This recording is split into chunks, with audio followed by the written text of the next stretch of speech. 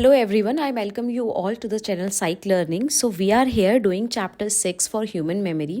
हम chapter 5 तक complete कर चुके हैं क्लास 11th के लिए. इससे पहला chapter था chapter 5 which is learning, which says that कि हम कैसे learn करते हैं, क्या क्या तरीके हैं चीज़ों को याद करने के लिए. और अब हम ये करने वाले कि जो हमने याद किया वो हमें कितना याद रहा या नहीं रहा, हम उसके लिए ह्यूमन मेमोरी के बारे में रीड करने वाले हैं. ठीक है, इस चैप्टर में हम क्या करेंगे, मेमोरी के मॉडल्स क्या होते हैं, उसकी डेफिनेशंस क्या होती हैं, किसने किस तरह की टाइप्स ऑफ मेमोरीज दिए, फॉरगेटिंग क्या होती है, क्या तरीके हैं मेमोरी को इन्हांस करने के, ये सब चीज़ें इसमें हम करने वाले हैं.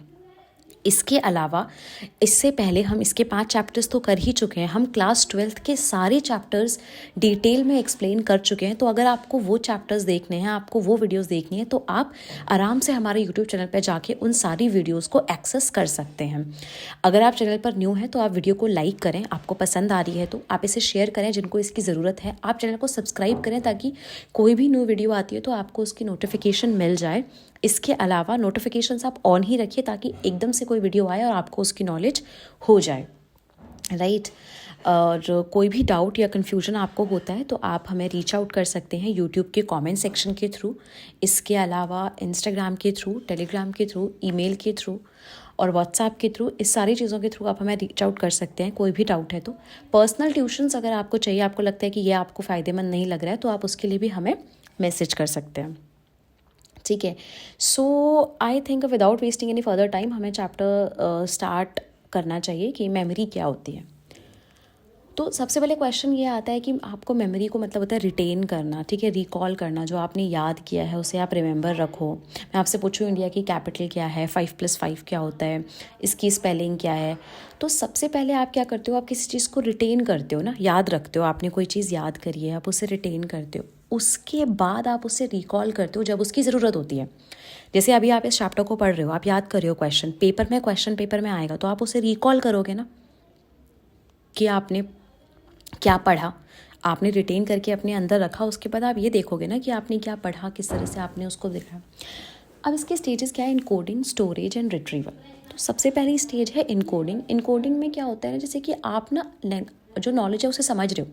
फॉर एग्जाम्पल समझ इन द सेंस कि आप उसे बस रजिस्टर कर रहे हो, जैसे कि आप सुन रहे हो, आप बोल रहे हो, या फिर इसके अलावा आप कुछ फील कर रहे हो, टच करा है आपने कोई चीज़. तो इनकोड मतलब होता है कि कोई भी इन्फॉर्मेशन सबसे पहले आई तो आपके सेंसरी रजिस्टर्स में वो इनकोड हुई. फिर आप क्या करते हो, आप स्टोर करते हो. तो उसे जब आप स्टोर करते हो, उसे आप रख के रखते हो, तो उसे स्टोरेज कहते हैं. कैसे याद करना है, किस तरह से याद करना है, क्या क्या मेथड्स होंगे याद करने के लिए, तो उसके लिए स्टोरेज बहुत ज़रूरी है. अब जब स्टोर कर लिया तो नेक्स्ट स्टेप आता है रिट्रीव करना. जैसे कि मैंने बताया, आपने पहले पढ़ा चैप्टर, फिर आपने स्टोर किया, फिर जब एग्ज़ाम आ रहा है तो आप उसे रिट्रीव कर रहे हो कि ठीक है अब मैं देखती हूँ कि मेरे को एग्ज़ाम में कितना याद है, कितना याद नहीं है. इसके बाद हम करेंगे बहुत important cheese which is the stage model, information processing model. इसके बहुत सारे नाम हैं and also the first model of memory. ये दिया है एटकिंसन एंड शिफ्रिन ने. आपको याद रखना है 1 मार्कर 2 मार्कर तो बहुत, इसके अलावा लॉन्ग क्वेश्चंस डायरेक्टली आते हैं. आप समझ के चलो कि it's a very important topic कि ये आपके एग्जाम में आने वाला है. आप ये समझो इसके लिए. तो ये एटकिंसन एंड शिफ्रिन ने दिया था 1960 में. इसे स्टेज मॉडल भी कहते हैं, जैसे मैंने बताया. इसमें क्यों कहते हैं, क्योंकि इसकी स्टेजेस होती हैं. ठीक है, स्टेजेस क्या होती हैं, 1 बाय 1 चीज़ें आती हैं. अब स्टेजेस में क्या है, सबसे पहले आपका है sensory memory, short term memory, long term memory, कि ये जो है वो सारी स्टेजेस हैं. ऐसे 1 बाय 1 चीज़ें जो हैं वो रन आउट करती हैं. ठीक है. तो सबसे पहले आपके पास इन्फॉर्मेशन आई, जैसे फॉर एग्जांपल आप इस बुक में पढ़ रहे हो या फिर मेरी अभी वीडियो सुन रहे हो, मेरी आवाज़ सुन रहे हो, वो इन्फॉर्मेशन है. तो वो आपके सेंस में जाएगी, या तो आप सुनाई देगा, जैसे मैंने बोला कि मैं बोल रही हूँ, तो इकोइक मेमोरी में जाएगी विच इज़ साउंड. अगर आपने उसे देखा तो आपकी वो आइकॉनिक में जाएगी साइड, जो कि आप जैसे मान लो अगर आप किताब से पढ़ रहे हो, आप स्क्रीन देख रहे हो, that is your iconic memory. ठीक है. यहाँ पर बहुत इंपॉर्टेंट चीज़ एक ये समझने वाली है कि जो इसकी स्टोरेज कैपेसिटी होती है ना, ये बहुत ज़्यादा होती है. स्टोरेज कैपेसिटी ज़्यादा कैसे होती है, आप कुछ भी एक साथ सुन सकते हो, देख सकते हो, कुछ भी कर सकते हो. सुनना देखना बहुत ज़्यादा कैपेसिटी में एक साथ हो सकता है. क्यों हो सकता है, क्योंकि इसकी ड्यूरेशन ना 1 सेकंड से भी कम होती है. मतलब आपने बस देखा, आपने बस सुना एंड इट्स ओवर. समझ रहे हो आप. तो ड्यूरेशन इसकी बहुत कम है, 1 सेकंड के अंदर अंदर जो है वैनिश अवे हो जाएगा. लेकिन आपको ये देखना है कि आपका जो कैपेसिटी है। देन आप क्या करते हो, आप अटेंशन देते हो। फॉर एग्जांपल, अब जैसे मान लो तुमने देखा, तुम्हें अभी 100 तरह की आवाज़ें सुनाई दे रही हैं, बस जिस चीज़ पे आप ध्यान दोगे, आप अटेंड करोगे, वही जाएगी आपकी शॉर्ट टर्म मेमोरी में। अब शॉर्ट टर्म मेमोरी की कैपेसिटी थोड़ी कम है, क्योंकि हर चीज़ आप पे आप अटेंशन नहीं दोगे ना, हर चीज़ पे आप ध्यान नहीं दोगे, तो जिस पे आप ध्यान दोगे वो जाएगी आगे और वो रहेगी शॉर्ट टर्म मेमोरी में स्टोरेज कैपेसिटी कम के साथ। क्यों? क्योंकि इसकी ड्यूरेशन 30 सेकंड से कम है। सिंपल सा एग्जांपल है, जो OTP आप लेते हो, तो इसका जो OTP रहेगा वो आपने क्या किया, रिपीट करके आप बस दिमाग रखते हो, 30 सेकंड से पहले रहता है, उसके बाद आप लिख देते हो, आपको नहीं ध्यान रहता कि OTP क्या था।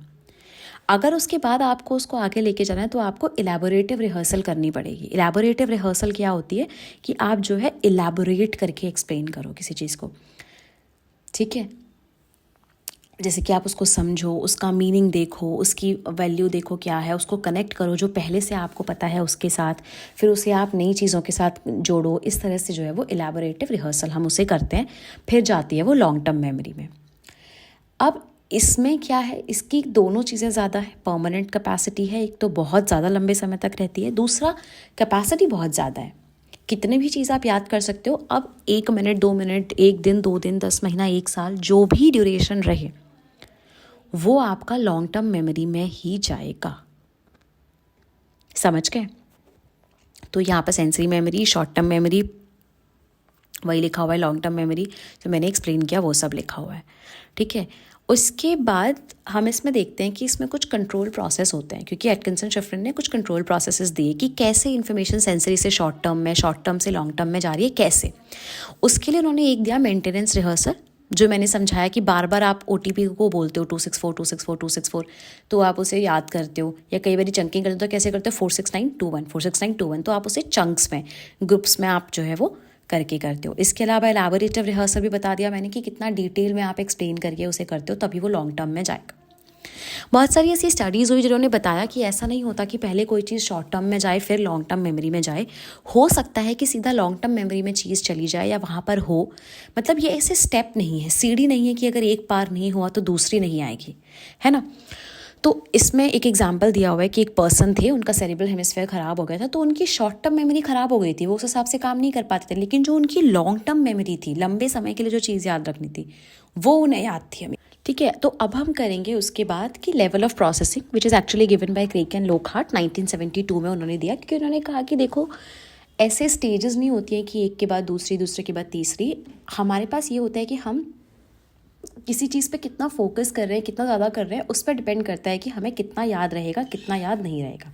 पहली चीज़ है सबसे शैलो और सबसे इंटरमीडिएट लेवल वाली चीज़, जैसे कि सबसे मतलब हमने सिर्फ कोई चीज़ देखी, हम सिर्फ CAT देख रहे हैं, तो हम सिर्फ उसमें ये देख रहे हैं कि हाँ बस एक सर्कल है, एक लाइन है, ये सब देख रहे हैं। फिर आता है आपका इंटरमीडिएट लेवल, उसमें हम क्या करते हैं, उसमें हम एक्चुअली देखते हैं कि उसे बोलते कैसे हैं, उसका मीनिंग क्या है। एंड लास्ट जो है सबसे डीप है कि उसका जो है मीनिंग क्या है, उसके फीचर्स क्या है, ठीक है। तो सबसे पहले आपने सिर्फ देखा, उसके बाद आपने उसे बोला, एंड तीसरी बार आपने उसका मीनिंग देखा। तो जिस चीज़ पे आप जितना ज़्यादा फोकस करोगे, आपको वो चीज़ उतनी ज़्यादा समय तक याद रहेगी, and that is what level of processing says, ठीक है। वो उसके अगेंस्ट है स्टेज मॉडल के, कि स्टेजेस नहीं होते हैं, हमारी लेवल ऑफ प्रोसेसिंग डिसाइड करती है। इसके बाद इसमें एक चीज़ और हम करेंगे कि वर्किंग मेमोरी का मॉडल दिया था उन्होंने, बैडले ने दिया था वर्किंग मेमोरी का मॉडल। उन्होंने कहा था कि जो वर्क बेंच होती है मेमोरी की, जो काम करती है, वो ये होती है। उसमें एक होता है फोनोलॉजिकल लूप, ठीक है। फोनोलॉजिकल लूप में क्या होता है कि हम कोई भी चीज़ जो है बार बार बार बार बार बार बार बार बोली जाती है। जैसे मतलब किसी ने कुछ बोला तो वो लूप बार बार दिमाग में चलता है, मतलब वो आपका जो वर्किंग मेमोरी है वो उसे बार बार रिपीट करती है। विजुअल स्पेशल स्केचपैड जो होता है वो क्या दिखाता है, वो दिखाता है कि बार बार जो इमेज आपने देखी उसे बार बार रिपीट कराता है, ताकि आप उसे लर्न कर लो उस टाइम पर। और इन दोनों को कनेक्ट करता है सेंट्रल एग्जीक्यूटिव, और वो इनसे जो है अपने लेवल पे काम करवाते हैं, ठीक है। तो ये शॉर्ट टर्म मेमोरी है। आपको बस ये समझना है कि ये सब चीज़ें एक्चुअल में नहीं है, सब हाइपोथेटिकल टर्म्स है अंडरस्टैंड करने के लिए कि मेमोरी क्या है। सच में मत ढूंढने लग जाना कि ब्रेन में कौन सा पार्ट विजुअल स्पेशल है और कौन सा पार्ट फोनोलॉजिकल है। ये सिर्फ आपको समझाने के लिए है कि वर्किंग मेमोरी किस तरह से काम करती है, ठीक है। तो यहाँ पर ये अंडरस्टैंडिंग बहुत इंपॉर्टेंट है। ये बैटली ने दिया ताकि उन्होंने बोला कि जिसमें हम काम करते हैं उसका बहुत इंपॉर्टेंट रोल है, that is the working memory, जिसको शॉर्ट टर्म मेमोरी भी कई बार ही बोलते हैं बहुत सी जगह पर। फिर हम बात करेंगे कि लॉन्ग टर्म मेमोरी के टाइप्स क्या होते हैं। तो जो टाइप्स हैं लॉन्ग टर्म मेमोरी के, क्योंकि शॉर्ट टर्म और वो तो हमें पता है कि उतना सेंटेंस है उतना ठीक है, इतने सेकंड्स के लिए है, ठीक है। इसमें जो है दो मेन टाइप हैं, एक है डेक्लरेटिव, एक है नॉन डेक्लरेटिव, जिसको हम प्रोसीजरल भी कहते हैं। सो डेक्लरेटिव सेज कि हाँ सिंपल भाई इसकी कैपिटल क्या है, ये क्या है। प्रोसीजरल सेज दैट कि साइकिल कैसे राइड करें, ठीक है, साड़ी कैसे पहने, कपड़े कैसे फोल्ड करें, खाना कैसे बनाएं, कार कैसे ड्राइव करें, तो ये प्रोसीजरल चीज़ें हैं, ठीक है। अब उसके बाद टल्विंग ने एक अलग से क्लासिफिकेशन दी, वो भी आपको समझनी है, इंपॉर्टेंट है, एग्जाम में आती है तो आपको समझना है। टल्विंग ने क्या बोला, दो तरह की मेमोरी होती है, पहली है एपिसोडिक और दूसरी है सेमेंटिक। एपिसोडिक में क्या है, जो एपिसोड हुआ आपकी लाइफ में, आपकी बर्थडे, किसी और का बर्थडे, एनिवर्सरी आपकी, किसी और की शादी, कुछ भी इवेंट जो आपकी लाइफ में होता है। सेमेंटिक मेमोरीज बेसिकली जो नॉलेज होती है, जैसे कि मैंने बताया कैपिटल ऑफ इंडिया क्या है, ठीक है, इसके अलावा लाल किला कहाँ पर है और वो कहाँ पर है, तो ये सब चीज़ें जो है हम उसमें करते हैं, ठीक है। ये सेमेंटिक मेमोरी का टाइप है। उसके बाद आपका ये देखना है कि और भी लॉन्ग टर्म मेमोरी की जो है वो क्लासिफिकेशन है, जैसे कि पहला है आपका flash bulb memory. Flash bulb memory में क्या होता है ना, आप ये देखो, बहुत ही अराउजिंग या सरप्राइजिंग इवेंट्स होते हैं, वो हमें याद रहते हैं, वो हम कभी नहीं भूल सकते, हमें बहुत डिटेल में वो रिमेंबर रहते हैं। पहले के ज़माने में आपने देखा होगा जिस कैमरे में बल्ब होता है ना, एकदम एग्जैक्टली फ़ोटो खिंच जाती है, उस तरह की इमेजेस जो है वो फ्लैश बल्ब है, मतलब आपको बिल्कुल dot to dot exactly same दिख रहा है, याद है जैसे कि वो हुआ था, ठीक है, ये बिल्कुल सेम है, जस्ट लाइक दैट। उसके बाद आता है आपका ऑटोबायोग्राफिकल मेमोरी। ऑटोबायोग्राफिकल मेमोरी में क्या होता है, जो आपके खुद के साथ हुआ है, विच इज़ योर ऑटोबायोग्राफी, ठीक है। इसमें चाइल्डहुड अमनीशिया भी एक टर्म है, जिसे हम बोलते हैं कि बचपन के जो 4-5 साल के बच्चे तक का जो एज होती है, उस साल बच्चे को ना कुछ याद नहीं रहता है, the child don't remember anything उस टाइम पे, and that is called childhood amnesia, and that's perfect, there is no problem in this, ठीक है। फिर एक अलग तरह की मेमोरी है which is implicit memory, and it talks about that कि आपको कोई एक चीज़ है जो नॉलेज है, आपको खुद नहीं पता कि वो नॉलेज आपके अंदर है, आपने वो चीज़ कभी याद करी है, आपको नहीं पता कि वो आपने कैसे याद करी है, नोइंगली अननोइंगली, और आपको उसका ध्यान है, that is your implicit memory, ठीक है। फॉर एग्जाम्पल यू नो कि अगर मैं बोल रही हूँ येस लिखना है, तो यू नो वाई जो है वो राइट कॉर्नर में ई इधर है, एस इधर है, बट आप ऐसा सोचते नहीं हो ना कि मैंने याद करे हैं कीपैड्स कहाँ पर है, बट आपने करे हैं याद, सो और आपको नोइंगली अननोइंगली याद हुए हैं, so that is your implicit memory. Next class में हम करेंगे मेथड्स ऑफ मेमोरी मेजरमेंट, कि मेमोरी मेजरमेंट के टाइप्स क्या होते हैं, और फर्दर हम टॉपिक्स करने वाले हैं। So I hope this is clear, ये सब कुछ समझ में आ गया है आपको, नहीं भी आया है तो आप हमें रीच आउट कर सकते हैं।